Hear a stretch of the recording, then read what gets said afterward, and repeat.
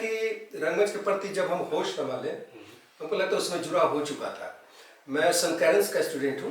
Boring road में हमारा school था, और स्कूल में जब 3-4 स्टैंडर्ड में थे तो स्कूल का जो नाटक होता है, तो वहीं से नाटक गाने का ये सब शुरू हो गया, स्कूल से ही हो गया। अच्छा, तो पहला नाटक आपका कौन सा था? स्कूल में ही था। नाटक तो 2-3 थे, लेकिन सबसे मतलब जो इम्पोर्टेंट पहला नाटक था वो स्कूल में स्टैंडर्ड 4th या 5th में थे। नाटक का नाम था स्ट्रोक ऑफ 12। वो चाइनीज स्टोरी पर था। वो उस समय होता था कि चाइना में उस समय जब अंडरवर्ल्ड का जमाना था, तो कोई किसी से क्रिमिनल आपस में जो लड़ाई झगड़ा होता था, कोई धोखा देता था, तो उसको समय तय करके उसको मारा जाता था कि अभी हम जा रहे हैं जेल में, इस साल में निकलेंगे, इस साल के फलाने दिन फलाने समय पर मारेंगे। तो ये उसका स्टोरी था, स्ट्रोक ऑफ 12। तो वो लोग मारने के लिए आते हैं नाटक में, और मारने वाले में हम भी हैं। तो मेरा एंट्री होता है। अब जैसे मंच पर एंट्री हुई, ये गोली आया, मुझे गोली लगी। अच्छा। और लगभग 45 मिनट का 50 मिनट का नाटक होगा। पूरे नाटक में मैं मरा हुआ पड़ा रहा। ये मेरे समझे पहला नाटक का ये स्ट्रोक ऑफ 12 इंग्लिश प्ले था, इंग्लिश में। और अगर संस्थागत बात करें तो किस संस्था से पहली बार आप जुड़े, और उस टाइम पहला नाटक कौन सा था? गड्ढा। अरे गड्ढों की ये मार है गड्ढा, अंधकार का यार है गड्ढा, सत्ता का व्यापार है गड्ढा, हाय गड्ढा हाय गड्ढा। ये लगभग 86-87 के आसपास है। स्कूल में ही थे, हॉस्टल में रहते थे। तो गर्मी छुट्टी का हुआ तो घर सालीपुराना में घर मोहल्ला में तुम्हारे दिलीप भैया करके थे, वो पीएमसी चिपटा में जाते थे नाटक करने। अच्छा। तो बोले कि मनीष चलो ना, हम जा रहे हैं नाटक करने। चले चले वहां गए तो लोग ढोलक खंजरी ऐसे ही सब लेकर के बैठे हुए थे। तो अच्छा लगा, तो उन लोगों के साथ रीडिंग शुरू हो गया। तो कोई गड्ढा नाटक हो रहा था। तो उस समय शायद इप्टा का कोई बड़ा फेस्टिवल था या कुछ था, एके हंगल जैसे कुछ लोग आने वाले थे। अच्छा। तो गड्ढा नाटक हमने तैयार किया, रिहर्सल लगभग 8-10 दिन चला, और फिर फाइनल हुआ कि फलाने दिन शो के लिए निकलना है। तो बताया गया कि गांधी मैदान बस स्टैंड से मतलब बस है, सब लोग ऑफिस में आएंगे और ऑफिस से वहां जाएंगे।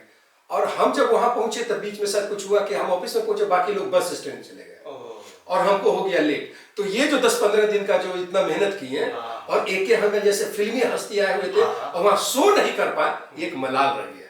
बाद में कई साल बाद प्रदीप्टा से गड्ढा नाटक किए। तो वो मेरा गड्ढा पहला प्ले, नुक्कड़ प्ले था। तो आपने जब रंगकर्मी बनने का फैसला किया, तो इस फैसले से आपके परिवार, परिचित, भाई बंधु, इन लोगों ने विरोध किया या फिर स्वीकार किया इसको? महाराज कई साल तो परिवार को पता नहीं चला कि कहाँ जा रहे हैं। अच्छा अच्छा। कई साल तो पता ही नहीं चला। जब पता चला? हाँ, जब पता चला तो मम्मी थोड़ा सा रिएक्ट की, बोले कि पढ़ाई लिखाई करो, जो हर घर में होता है, ये सबसे कुछ नहीं, डॉक्टर बनो, ये बनो, वो बनो। लेकिन वो जो घिचा गया। तो उस समय जब आप जुड़े थे, 86 की बात कर रहे हैं हम लोग, तो उस समय नाटक के चयन से लेकर नाटक के मंचन तक की क्या प्रक्रिया होती थी? कितना समय लगता था? किस तरह से चुना जाता था नाटक को? बहुत लंबा प्रक्रिया था। कम से कम एक नाटक में हमको लगता है कि 3 से 4 महीने लगता था तैयार। सबसे पहले तो स्क्रिप्ट चयन करने में जो हमारे इप्टा के लोग थे, तनु भैया, परवेश भैया, जावेद भैया, इश्तियाक भाई, पवन भाई, उदय भाई, सुमन भाई, तो पढ़ते थे, डिस्कस होता था, समय देखते थे, माहौल देखते थे कि नाटक मतलब समाज में छुपी बुराइयों को उजागर करना। अब ऐसा नहीं कि किसी पार्टी के लिए हम नाटक कर रहे हैं, नहीं। समाज में जो प्रॉब्लम, नाटक का मतलब यही है। बिल्कुल। तो लंबे समय डिस्कस होता था, बातचीत होता था, उसके हिसाब से स्क्रिप्ट चयन होता था। उसके बाद लंबा हम लोग सारे टीम बैठते थे, रीडिंग होता था, हर एक्टर हर कैरेक्टर पढ़ता था। अच्छा। पढ़ने के बीच में उसके बाद धीरे धीरे नहीं, ये कैरेक्टर के लिए ये फिट है, ये फिट है, तब जा करके कैरेक्टर फाइनल होता था। उसके भाई अब ये कैरेक्टर, फिर वो रीडिंग चलता था महीनों। तो उसको लगता कि नहीं डायलॉग्स हो गया, जावेद भैया वगैरह, परवेश का उच्चारण वगैरह देखते थे, सब ठीक है। इतना होने के बाद तो चलिए अब थोड़ा सा खड़े होकर के डायलॉग्स बोलिए। तो सिंपल खड़े होकर के डायलॉग्स बोलते थे, चलो ठीक है, चलते हुए कैसे। उसके बाद फिर कॉम्पोजिशन शुरू होता था कि तुम यहाँ से जाना, यहाँ से जाना। और उसके बाद फिर मेकअप, कॉस्ट्यूम, फिर प्रॉपर्टी, कॉस्ट्यूम। तो फाइनल में मतलब मेकअप को करके भी हम लोग कई बार शो के पहले रिहर्सल किए हैं। तो लगभग 3 महीने 4 महीने लग जाता था। तो कोई यादगार घटना है आपको याद? जो पहला ही नाटक गड्ढा का रिहर्सल किए 10 दिन 15 दिन। और जब वहाँ शो करने का पता चला सब कुछ चल गया, हम बैठ करके जा, इतना अच्छा। इस तरह के बहुत सारी घटनाएं हैं। तो कोई ऐसा नाटक है जो आपने देखा हो या किया हो जिसने आपको प्रभावित किया हो बहुत ज्यादा? सर बहुत सारे नाटक है। जैसे कबीरा खरा बाजार में स्टार्टिंग में जो हुआ था इट्टा से, अच्छा। वो नाटक बहुत प्रभावित किया। अच्छा। और भी कई नाटक, दूर देश की कथा, ये जावेद भैया का लिखा हुआ, परवेश भैया का निर्देशन में लगभग 60 शो मैंने किया। अच्छा। और 60 शो में हमको लगता है कि 55 शो मैं कोरस में था। सिर्फ कोरस में गाना, एक दूर देश की कथा कहते हैं आपसे, है लोग यहाँ के भी हमारे ही अब। तो ये लगभग 55 शो कोरस में, 2-3 शो में थोड़ा सा तो ढंग का कैरेक्टर मिला, तो वो लंबा ही। रंगमंच के क्षेत्र में कोई आदर्श है आपके? आप आदर्श है ना जी, आपसे सीखते हैं। एक अंजारुल करके हैं, वही लोग हैं, हर लोग आदर्श है। अच्छा, दूसरा मेरे साथ है ना, कोई ऐसा होता है ना कि कोई आदमी गॉडफादर होता है, हाँ, चल मनीष हम हैं, हाँ, तो ऐसा पीछे मुड़ के देखते हैं कि कोई नहीं है। हाँ, लेकिन स्टार्टिंग दौर में तन्नू भैया है, तनवीर अख्तर का मतलब एक अच्छा सपोर्ट रहा। उनके साथ जावेद भैया, परवेश भैया, मगर थोड़ा कोई अटैचमेंट अगर कहीं है तो तन्नू भैया से एक था। और वो भी कुछ दिन बाद भुला गए।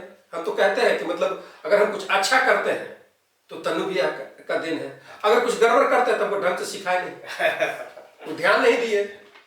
लेकिन काका काका मेरा यही अख्तर बंधु लोग के साथ, उन्हीं से मतलब रंगमंच जाने क्या होता है। यदि आप रंगकर्मी न होते तो क्या होते? हम सेना में होते बॉस। अच्छा। हाई जंप, लॉन्ग जंप गजब करते थे। हम अपने स्कूल में मतलब वो जो मार्च पास्ट होता था, ड्राम बजाते थे। अच्छा। मतलब 100 मीटर रेस में हमेशा फर्स्ट सेकंड रहते थे। फुटबॉल तो ऐसा खेलते थे कि 9th 10th 7th का स्टूडेंट एन कॉलेज के बड़े कॉलेज के बच्चों के साथ फुटबॉल खेलते थे। अच्छा। वो लोग बुलाते थे, मनीष साहब मेरी टीम में आओ। तो जबरदस्त। तो पूरा मेरा टारगेट भी था आर्मी में जाना। अच्छा। एयरफोर्स का दिमाग में था। अच्छा। आप सेना में ही रहते, मारते या मरते, अच्छा। यही सोच था मेरा। लेकिन आपको आना था, यहाँ आना था। आपके मुताबिक समाज में रंगमंच की क्या उपयोगिता, क्या भूमिका है? रंगमंच करता क्या है समाज में? रंगमंच सिंपल समाज सेवा है। समाज सेवा है रंगमंच। आजकल रंगमंच थोड़ा कमर्शियल हो गया, सरकार भी थोड़ा मदद करती है। क्योंकि रंगमंच करने वाले रंगमंच ही करते रह जाते हैं, मतलब एक समय आने के बाद मतलब दयनीय स्थिति हो जाती है। तो अभी बिहार सरकार भी है और सेंट्रल गवर्नमेंट भी है, तो थोड़ा सहयोग मिलता है। सहयोग मिलने से आदमी थोड़ा और बेहतर और अच्छा काम करता है। हाँ, बिल्कुल सच। तो बस ये रंगमंच हम समाज सेवा में अभी इतने दिनों से नाटक कर रहे हैं। आज तक किसी संस्था से, किसी डायरेक्टर से मैंने कभी पैसा नहीं मांगा और नहीं कभी पैसा लिया। अगर हमारे पास 2 पैसा है, हम कोशिश करते हैं कि जितना हमसे हो सके किसी के नाटक में सपोर्ट कर दिया, उसके नाटक के लिए उसके साथ खड़े हो गए। कोई सेट बना रहा है या कुछ कर रहा है, लाइट हम लोग खड़े, बोलिए हम क्या कर सकते हैं। मीडिया के हमारे साथी जान पहचान, कोई मीडिया का किसी का मदद होता है तो भाई हम आपका रिलीज बना देंगे, आपका रिलीज हम पहुंचा देंगे। मतलब रंगमंच मतलब समाज सेवा और कुछ नहीं। रंगमंच करके हम अमिताभ बच्चन नहीं बनना है हमको, शाहरुख खान नहीं। हमको रंगमंच अगर करना रहता, मतलब अगर रंगमंच नहीं करना रहता कुछ, तो हम बॉम्बे दिल्ली रहते हैं, कोई दूर थोड़ी है। हमारे कितने जूनियर बॉम्बे में अच्छा काम कर रहे हैं तब, लेकिन नहीं, हमको रंगमंच ही करना है, अच्छा करना है, खराब करना है, पटना बिहार झारखंड में रहकर करना, बाहर नहीं जाएंगे। और नहीं गए तो ये आपने पहले ही सोचा था? आप एक समय आपने मतलब वीडियो एल्बम के क्षेत्र में काफी प्रसिद्धि हासिल की थी। आपने काफी सारे वीडियो एल्बम काफी चर्चित हुए थे। आप चाहते तो मुंबई जा सकते थे, तो फिर भी क्यों, क्या ऐसा हो गया? आप जिसे कहे ना कि आर्मी में जाने का मन था। हाँ। तो सेना वाला जो सोच होता है ना कि ठीक है बॉम्बे हम चले गए, एवरेज एक्टर है, ठीक ठाक रोजी रोटी के लिए तो बहुत लोग जाकर, लेकिन मेरा था कि हम अच्छा करें, बुरा करें, बिहार में ही रहकर करेंगे। कारण यह है कि यह हमारा घर है, हमारा राज है, यहाँ भी तो कोई, अब पता चला सब वहां चला गया, यहाँ कौन रहेगा। आज हम यहाँ हैं तो हमारे जो जूनियर, हमारे कुछ सीनियर है जो आज बॉम्बे में, आज रंजन सिंह राजन आते हैं, अपने बीच का पंकज आता है। अभी पंकज के कॉन्टेक्ट से एक बड़ी ओ माय डॉग करके एक फिल्म बन रही है। और भी अनुरुद्ध पाठक है जो बहुत संजय मिश्रा को लेकर के फिल्म है। तो ये लोग जो वहां बॉम्बे में है, उनको पता है कि नहीं मनीष महिवाल यहाँ पर है, और मनीष महिवाल के साथ और भी कुछ रंगकर्मी है, एक्टर है, एक्ट्रेस है। तो एक माहौल वो लोग अब आ रहे हैं, एक माहौल बन रहा। पता चला सब वहीं चला जाता तो यहाँ कौन देखता। और दूसरी बात क्या होती है ना, कई बार वो लॉटरी है, मुंबई नगरी लॉटरी है, लगेगा नहीं लगेगा, हम यही मन लगा के आदमी काम करेंगे। अभी है ना भाई, आप बिहार झारखंड में कोई मनीष महिवाल को लोग जानते हैं, बिल्कुल, जो प्यार मिला है करोड़ों दर्शकों का, वो है, ठीक है, सेटिस्फाइड है। लेकिन कई बार होता है ना कि कितनों आदमी को दीजिए थोड़ा सा और थोड़ा सा। एक नाटक में हम लोग नहीं यूज करते हैं कि इंसान के ख्वाहिशों की इंतहा नहीं होती। 2 गज जमीन भी चाहिए 2 गज कफन के बाद। हाँ बस जितना है कंफर्टेबल ठीक है। अभी बिहार में फिल्म नीतीश शुरू हो गया है, नीतीश बाबू इतने दिन बाद ये शुरू कर दिए, एक माहौल बन रहा है। आज के डेट में अभी पटना में 8-10 फिल्मों की शूटिंग हो रही है, धीरे धीरे और भी मुंबई से टीम आ रहे हैं। तो बनेगा, देर आए दुरुस्त आए। तो अब बताइए कि एक रंगकर्मी में आप किन गुणों को देखना चाहते हैं? एक रंगकर्मी को होना कैसा चाहिए? सबसे पहले समाज सेवा होना चाहिए, अपने स्वार्थ से उठ करके समाज में घूमना चाहिए, जो कमजोर है उसका मदद करना चाहिए। रंगकर्मी का जो होता है ना कि सहनशीलता, अब हमारे बीच में कोई रंगकर्मी कई उग्र होते हैं, थोड़ा सा सुन लीजिए, बर्दाश्त कर लीजिए। मेरा तो बहुत लोग शिकायत करता है, जिसके साथ उठते बैठते वहीं पीछे जाके शिकायत करता है, और आज से नहीं कर रहा है, क्योंकि हम जिस लेवल पर, जिस जगह पर हम काम कर रहे हैं, हो सकता है हमारे साथी वहां तक नहीं पहुंच पाए, तो यही तो लगता है अच्छा मनीषवा वहां रुक जाना है, मनीषवा ठीक है, कुछ है उसको लग रहा है करने दीजिए, वहां शिकायत कर। तो अगर आप कुछ कर रहे हैं तो शिकायत होगा, तो उसका टेंशन नहीं कीजिए, सबको लेकर के चलिए। और हम हमेशा कहते हैं, आप जीवन में जो आदमी अगर किसी ऊंचाई पर पहुंचे हैं, वो आपका जीवन का बहुत इंपॉर्टेंट समय होता है।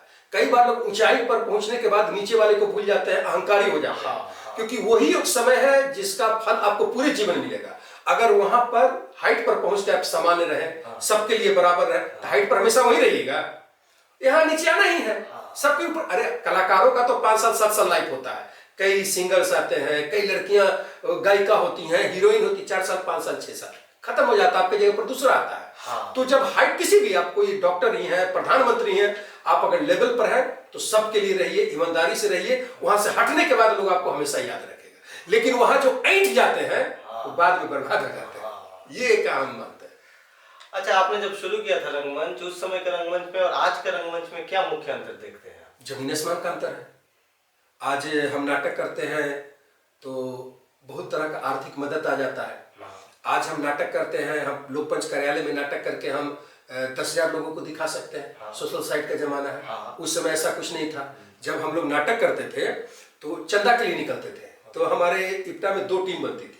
तो एक टीम 7-8 लोगों का मनीष मेहवा लीड कर रहा है, दूसरा 7-8 लोगों की टीम रीना रानी लीड करती थी। तो रोड के दोनों तरफ, उस तरफ से वो कलेक्शन करती थी सर। तो हम लोग अगर एग्जीबिशन में कलेक्शन किए तो डाक बंगला के पास जाकर हम लोग मिलते थे, तो पता चला ये कलेक्शन आया, ऐसे करके चंदा करके हम लोग नाटक करते हैं। और तो और जब पोस्टर हम लोग छपता था, उस समय दूसरे तरह का पोस्टर था लग, तो रात में जाकर के पोस्टर दीवार पर छापते थे हर जगह पर हमारा नाटक। आज कहाँ कोई करता है। हम जब नाटक करते थे, जैसे पता ना रिहर्सल के जब नाटक शुरू हुआ, रीडिंग के कुछ दिन आगे बढ़ा, तो कोई वरिष्ठ आते थे, उनको हम लोग पढ़ के एक्ट करके दिखाते थे। उसके बाद बातचीत होती थी, 10 दिन बाद फिर कोई सीनियर आते थे। वो तो अगर कोई डिक्शन का मास्टर है, वो अपना आकर के सबका सुने, कोई बॉडी लैंग्वेज को है, कोई एक्टिंग के है, तो आकर के देखते थे। कई लोग वरिष्ठ, कई तो पहचानते भी नहीं थे। हमने रिहर्सल कर तो सीनियर जो भी डायरेक्टर उनसे बातचीत करके वो सब, तो ये सब अंतर है। तो नए रंगकर्मियों को क्या संदेश देना चाहेंगे? नए रंगकर्मी को भी यही संदेश देना चाहेंगे भाई लोग कि जहां जाइए थोड़ा समय दीजिए, आप मेहनत कीजिएगा, समय देकर सीखिएगा, तभी आप उसको भजा सकते हैं। अगर पता चला 2 महीना में आपके साथ काम किए, एक नाटक उनके साथ किए, एक नाटक जाकर के रवि भूषण बबलू के साथ किए, एक नाटक विजेंद्र टाक के साथ किए, और सब घोड़ मट्ठा हो गया। एक होता है जब हम अभिनय करते हैं तो हम अपने अभिनय के साथ साथ डायरेक्टर के अंदर जो चीज होता है उसको सीखते हैं। नंबर 1।